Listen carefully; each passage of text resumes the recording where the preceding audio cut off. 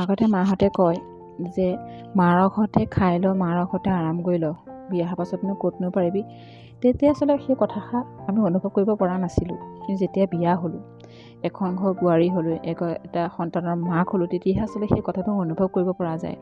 সঁচাকৈ আগতে আমি যেতিয়া মাৰ ঘৰত আছিলোঁ, ৰাতিপুৱা 7টা-8টাত উঠোঁ, উঠি পেলাই মুখ হাত ধুই চাহ খাওঁ। মুখ আগততো মাক চিঞৰৰ মাজে মা চাহ দে, তাৰপিছত গা পা ধুই ভাত খাওঁ। নিজৰ তিয়নি নিমিলিলেও মালৈ থৈ আহিলোঁ।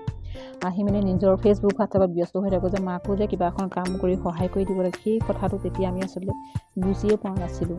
কাৰণ কেলৈ সকলো বস্তু সকলো কাম আচলতে আলাসতে হৈ যায় বা আলাসতে পাই যায়। সেইটো কাৰণে সেই বস্তুটো আমি ইগন'ৰ কৰিছিলোঁ।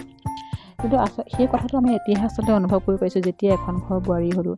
আমি এখন ঘৰ বোৱাৰী হোৱাৰ লগে লগে আচলতে আমাৰ ওপৰত বহুত দায়িত্ব আহি যায়।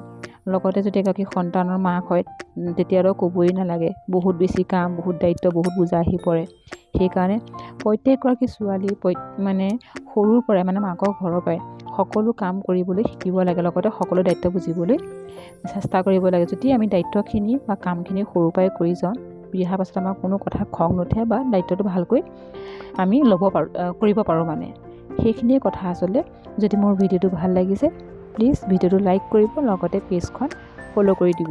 আৰু লগতে আজি ভিডিঅ'টোৰ লগত মোৰ ফটোখিনি কোনো সামঞ্জস্য নাই। আচলতে মই কথাখিনি ক'বৰ কাৰণে ভিডিঅ'খিনি আপলোড কৰিলোঁ। মোৰ ভিডিঅ'খিনি ফটোত যিখিনি ভিডিঅ' আছিলে মই আপলোড কৰিছোঁ সেইখিনি ইগন'ৰ কৰিব, কথাখিনি আচলতে গুৰুত্ব দিব। Thank U.